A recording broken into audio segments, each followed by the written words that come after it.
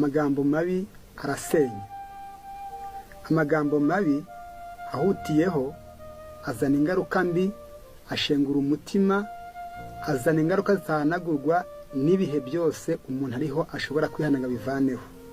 Amagambo mabi yo kwivovota, gukariha, gutongana, gukankama, umujinya, kunegurana, gusebanya, kuvuga nabi, agira ingaruka zibuza amahoro, ingaruka zitera amahane mu muryango, ingaruka zisenya ubucuti, ingaruka zisenya ubumwe, ingaruka zitandukanya abashakanye, ingaruka zitera indwara. Amagambo mabi azana ingaruka zikomeye cyane zo kwangiriza umuntu. Mu gitabo cya Zaburi 5:7 haratubwira ngo amagambo mabi ni nk'inkota ziri mu kanwa.